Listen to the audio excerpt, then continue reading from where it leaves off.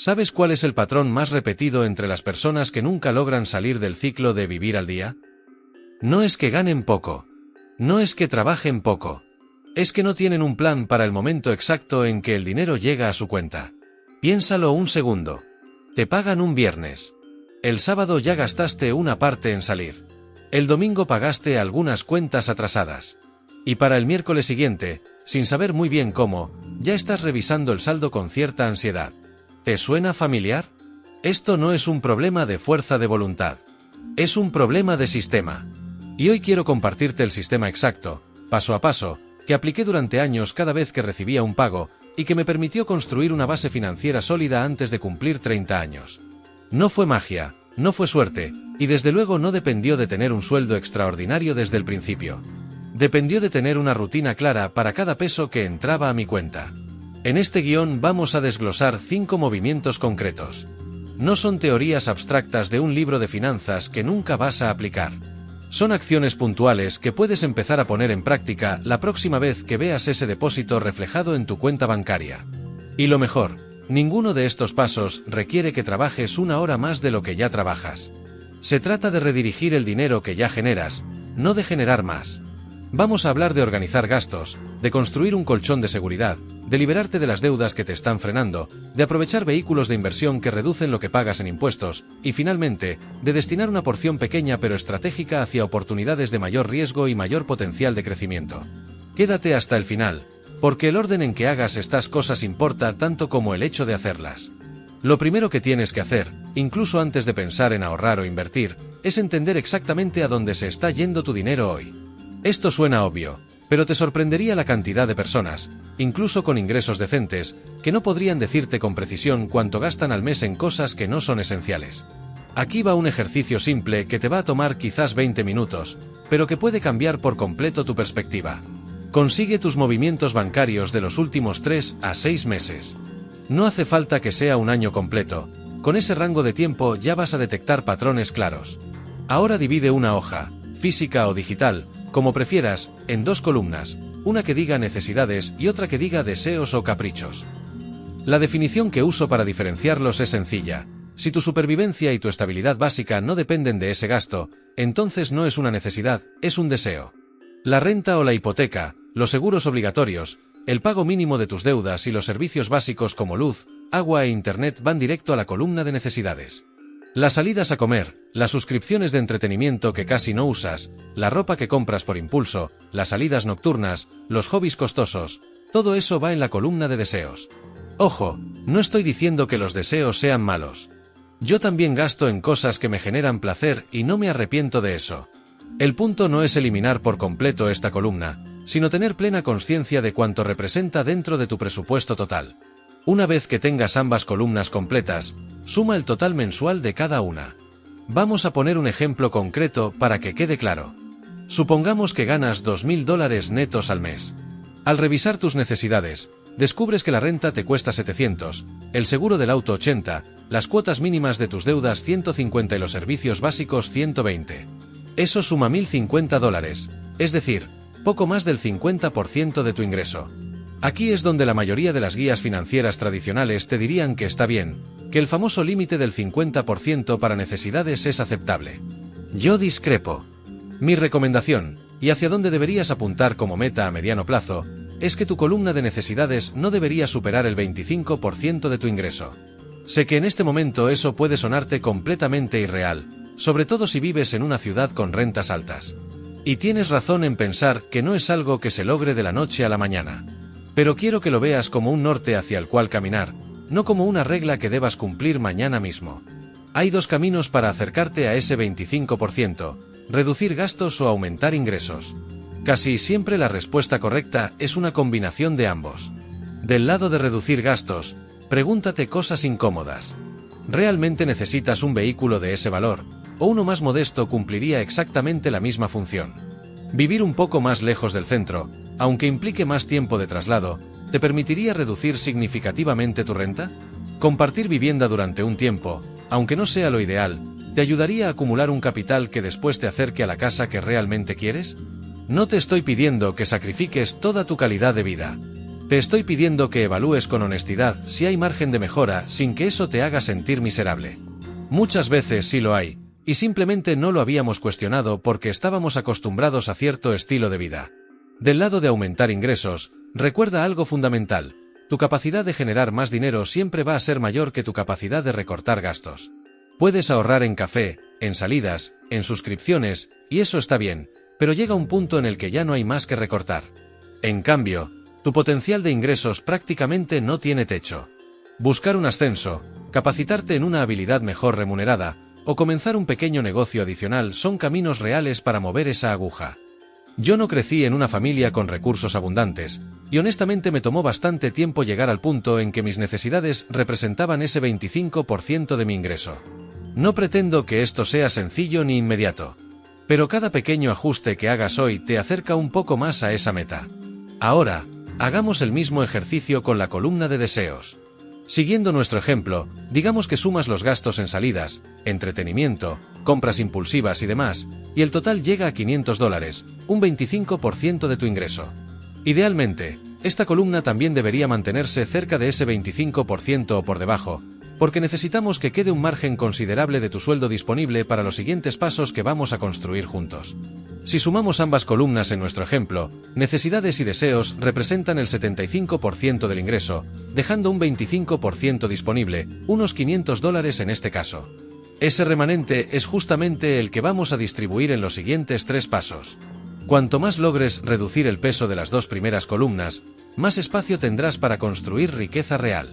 Con tu presupuesto ya mapeado, el siguiente destino de tu dinero disponible no es la bolsa de valores, ni un negocio, ni una inversión llamativa. Es algo mucho menos emocionante, pero infinitamente más importante en esta etapa: un fondo de emergencia. Sé que este consejo lo has escuchado hasta el cansancio, y precisamente por eso mucha gente lo ignora, porque siente que ya lo sabe y no necesita que se lo repitan. Pero la verdad es que un porcentaje alarmante de la población, en cualquier país, no cuenta con este colchón de seguridad. Cuando surge un imprevisto, una reparación urgente del auto, un problema de salud, la pérdida temporal de un empleo, quienes no tienen este fondo terminan recurriendo a tarjetas de crédito o préstamos con intereses altísimos, lo cual los hunde todavía más en el hoyo del que intentaban salir. La lógica del fondo de emergencia es simple: es dinero que no está destinado a crecer, sino a protegerte. Por eso no debe estar invertido en algo volátil como acciones, donde podrías necesitarlo justo en el peor momento del mercado. Tampoco debe estar atado a un plazo fijo que te impida retirarlo cuando lo necesites. El lugar ideal es una cuenta de ahorro con la tasa de interés más alta posible, pero que te permita acceso inmediato a tu dinero. Un consejo práctico: abre esta cuenta en un banco distinto al que usas para tus gastos del día a día. ¿Por qué? Porque si el dinero está a un clic de distancia dentro de la misma aplicación que usas para pagar tus gastos cotidianos, la tentación de solo tomar prestado un poco es mucho más fuerte. Al separarlo físicamente en otra institución, generas una barrera psicológica que te protege de ti mismo. En cuanto al porcentaje, mi sugerencia es destinar alrededor del 20% de tu ingreso mensual a este fondo hasta alcanzar la meta. ¿Y cuál es la meta exacta? Un buen punto de referencia es cubrir entre 3 y 5 meses de tus gastos básicos, los que calculaste en la columna de necesidades del paso anterior, e idealmente llegar hasta 6 meses si tu situación laboral es menos estable, por ejemplo, si trabajas de forma independiente o en una industria con mayor rotación. Retomando nuestro ejemplo anterior, si tus necesidades mensuales suman $1.050, un fondo de emergencia sólido rondaría entre $3.150 y $6.300. Puede sonar a una cifra lejana ahora mismo, pero recuerda que no se trata de juntarlo en un mes. Se trata de ser constante, mes tras mes, destinando ese 20% hasta llegar a la meta. Una advertencia importante: este fondo es exclusivamente para emergencias reales. No es para financiar unas vacaciones, no es para darte un gusto porque tuviste una semana difícil, y no es para cubrir un gasto que en realidad pertenece a tu columna de deseos. Úsalo únicamente cuando surja algo que ponga en riesgo tu estabilidad básica: la pérdida de tu fuente de ingresos, un problema médico urgente, una reparación indispensable. Si empiezas a usarlo para cualquier otra cosa, pierde por completo su propósito y te quedarás sin protección justo cuando más la necesites. Una vez que alcances ese objetivo de 3 a 6 meses de gastos cubiertos, puedes redirigir ese 20% que antes destinabas al fondo de emergencia hacia los siguientes pasos que vienen a continuación. No dejes de aportar a esta cuenta indefinidamente sin límite. Una vez cubierta la meta, su función ya está cumplida y el resto de tu dinero puede trabajar de forma más ambiciosa. Ahora llegamos a uno de los puntos que más impacto puede tener en tu situación financiera a corto y mediano plazo: pagar tus deudas, especialmente aquellas con tasas de interés elevadas. Quiero que pienses en esto de una manera distinta a como probablemente lo has hecho hasta ahora. Cuando pagas una deuda con una tasa de interés del 20% anual, en la práctica estás obteniendo un retorno garantizado de esa misma tasa. No existe ninguna inversión en el mercado que te ofrezca un retorno garantizado del 20%. Ni las acciones, ni los fondos indexados, ni ningún vehículo de inversión tradicional. Por eso, mientras tengas deudas caras activas, pagarlas debería ser tu prioridad número uno por encima de cualquier inversión. Existen dos métodos ampliamente conocidos para organizar el pago de múltiples deudas, y vale la pena entender las diferencias entre ambos. El primero se conoce como el método avalancha. Consiste en ordenar todas tus deudas de mayor a menor tasa de interés, y destinar todo el dinero extra disponible hacia la deuda con la tasa más alta, mientras pagas únicamente el mínimo en las demás. Una vez que liquidas esa primera deuda, tomas todo ese dinero que antes destinabas a ella y lo rediriges hacia la siguiente deuda con la tasa más alta, y así sucesivamente.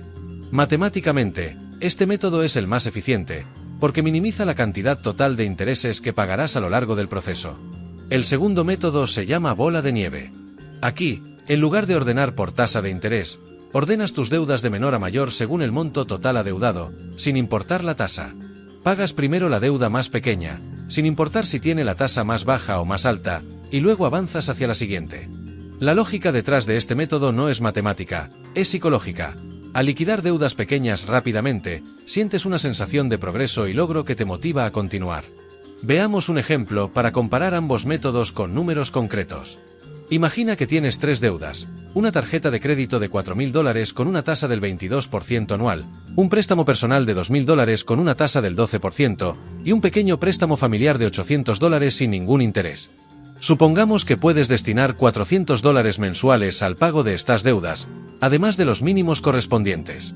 Con el método avalancha, todo el excedente iría primero a la tarjeta de crédito, por tener la tasa más alta. Al concentrar los recursos ahí, reduces más rápido el saldo que más intereses genera, y en términos totales terminarás pagando menos dinero en intereses acumulados a lo largo de todo el proceso. Con el método bola de nieve, el excedente iría primero al préstamo familiar de $800, por ser el monto más pequeño, sin importar que no tenga interés. Lo liquidarías en poco tiempo, sintiendo una victoria rápida, y luego avanzarías hacia el préstamo personal y finalmente hacia la tarjeta de crédito. El costo de esta motivación extra es que, en términos absolutos, pagarás más dinero en intereses a lo largo de todo el proceso, comparado con el método avalancha. ¿Cuál deberías elegir?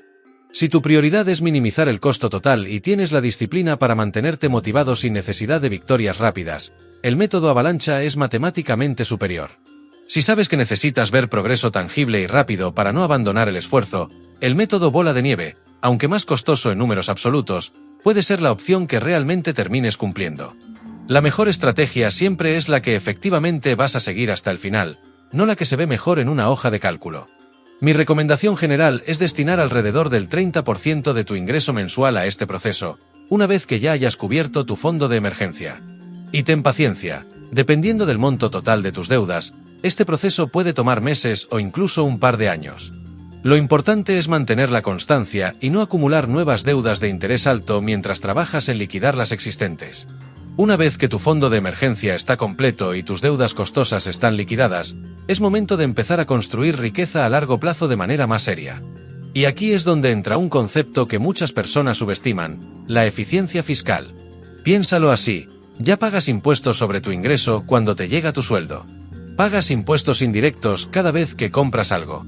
Si eres dueño de una propiedad, pagas impuestos anuales sobre ella. Y cuando inviertes y obtienes ganancias, en la mayoría de los países también deberás pagar impuestos sobre esa ganancia de capital. Es prácticamente imposible escapar por completo del sistema tributario, pero si existen herramientas legales diseñadas específicamente para reducir la carga fiscal sobre tus inversiones a largo plazo. Dependiendo del país en el que vivas, estas herramientas tienen nombres distintos, pero el concepto es el mismo. Son cuentas de inversión con tratamiento fiscal preferencial, creadas por los gobiernos precisamente para incentivar que la población ahorre e invierta para su futuro. En algunos países se conocen como cuentas de ahorro para el retiro, en otros como cuentas de inversión libres de impuestos. Te recomiendo investigar cuál es la figura equivalente disponible en tu país, porque casi con certeza existe alguna opción similar. La lógica detrás de estas cuentas es que, dentro de ciertos límites anuales de aportación, el crecimiento de tus inversiones queda protegido total o parcialmente de impuestos, ya sea al momento de invertir, al momento de retirar, o en ambos casos dependiendo del tipo de cuenta. Mi sugerencia es destinar entre el 35% y el 40% de tu ingreso disponible, una vez cubiertos los pasos anteriores, hacia una de estas cuentas, e invertirlo en instrumentos de bajo costo y ampliamente diversificados, como los fondos indexados que replican el comportamiento general del mercado bursátil. No se trata de intentar adivinar qué acción individual va a subir más este año. Se trata de capturar el crecimiento promedio del mercado en su conjunto, a lo largo de muchos años, con costos administrativos mínimos. Debo ser honesto contigo, no soy asesor financiero certificado, y nada de lo que comparto aquí debe tomarse como una recomendación personalizada de inversión. Los mercados pueden subir y también pueden bajar, a veces de forma pronunciada. Cualquier decisión de inversión conlleva riesgos que debes entender y aceptar antes de comprometer tu dinero. Dicho esto, hagamos un ejercicio numérico ilustrativo, únicamente con fines educativos. Si invirtieras de forma constante $300 al mes, y asumiéramos, de manera hipotética, un rendimiento promedio anual del 8% a lo largo de 40 años, el efecto del interés compuesto haría que ese capital creciera hasta una cifra considerablemente superior al total simplemente aportado, alcanzando eventualmente cifras de 7 dígitos. Puedes usar cualquier calculadora de interés compuesto disponible en línea para hacer tus propias proyecciones con tus números reales. Entiendo que esta estrategia puede sentirse lenta, especialmente cuando estás acostumbrado a la gratificación inmediata de otros aspectos de la vida moderna. Pero la evidencia histórica de décadas de mercados financieros demuestra que la constancia, más que el intento de predecir movimientos a corto plazo, es lo que realmente construye patrimonio con el tiempo. Una recomendación práctica adicional: automatiza este proceso tanto como puedas. Configura una transferencia automática desde tu cuenta principal hacia tu cuenta de inversión cada vez que recibas tu pago. La razón es simple: todos, sin excepción, tenemos la tendencia a sabotear nuestras propias buenas intenciones cuando el dinero pasa primero por nuestras manos antes de ser invertido. Si el proceso es automático, eliminas esa fricción y, con el tiempo, dejarás de notar siquiera que el dinero sale de tu cuenta, hasta que un día revises tu inversión y te sorprenda gratamente cuánto has acumulado sin esfuerzo consciente. Llegamos al quinto y último paso, que es opcional en el sentido de que no todo el mundo necesita aplicarlo, pero que puede acelerar considerablemente tu camino hacia la libertad financiera si estás dispuesto a asumir un poco más de riesgo. Todo lo que hemos hablado hasta ahora, fondo de emergencia, pago de deudas, inversión en fondos indexados dentro de cuentas con beneficios fiscales, representa lo que podríamos llamar el camino lento pero seguro hacia la construcción de patrimonio. Es una estrategia probada, aburrida en el buen sentido, y que funciona de manera consistente si le das suficiente tiempo. Sin embargo, existe también un camino más acelerado, que implica asumir riesgos adicionales con la posibilidad de obtener recompensas mayores en menos tiempo. No es el camino correcto para todo el mundo, y quiero ser muy claro en esto: si prefieres la certeza del método lento, no hay absolutamente nada de malo en eso. De hecho, es probablemente la decisión más sabia para la mayoría de las personas. Pero si eres de las personas que sienten cierta inquietud por acelerar el proceso, aquí te comparto cómo yo distribuiría ese pequeño porcentaje adicional que quede disponible después de cubrir los 4 pasos anteriores. Destinaría entre el 5% y el 10% de mi ingreso hacia la creación o el fortalecimiento de un negocio propio, ya sea como actividad secundaria mientras mantienes tu empleo principal, o como un negocio ya establecido que estés buscando hacer crecer. Podría parecer que ese porcentaje es insuficiente para lograr algo significativo, y podrías sentirte tentado a saltarte la inversión indexada por completo y volcar todos tus recursos hacia el negocio. Te recomendaría no hacerlo. Contar con recursos limitados al inicio de un emprendimiento, curiosamente, suele generar más creatividad e ingenio. Cuando no tienes el lujo de gastar sin medida, te ves forzado a encontrar soluciones eficientes, a identificar oportunidades que las personas con más capital disponible simplemente pasan por alto porque no necesitan buscarlas con tanto esfuerzo. Muchos negocios exitosos nacieron precisamente de esa restricción inicial de recursos. El otro 5% restante lo destinaría a la categoría de inversión más volátil de todas, los activos digitales o criptomonedas. Este es, sin duda, el terreno más especulativo de toda la conversación que hemos tenido hoy. Los precios de estos activos pueden moverse de manera extrema en cuestión de días, y no existe ninguna garantía de que mantengan su valor, mucho menos de que crezcan. Si decides destinar una porción de tu dinero a este tipo de activos, hazlo únicamente con una cantidad que estarías dispuesto a perder por completo sin que eso afecte tu estabilidad financiera básica. Nunca destines a este tipo de inversión dinero que en realidad pertenece a tu fondo de emergencia o que necesitas para cubrir tus necesidades del mes siguiente. La regla de oro aquí es simple: invierte solo lo que puedas permitirte perder sin que te quite el sueño. Antes de cerrar, quiero que quede absolutamente clara la secuencia completa, porque el orden en que hagas estos pasos es tan importante como el hecho de hacerlos. Primero, organiza tus finanzas separando necesidades de deseos, y trabaja progresivamente para que tus necesidades no superen el 25% de tu ingreso. Segundo, construye un fondo de emergencia equivalente a entre 3 y 6 meses de tus gastos básicos, guardado en una cuenta de ahorro de alto rendimiento separada de tu cuenta corriente. Tercero, elimina tus deudas de interés alto utilizando el método avalancha si priorizas la eficiencia matemática, o el método bola de nieve si necesitas motivación psicológica constante.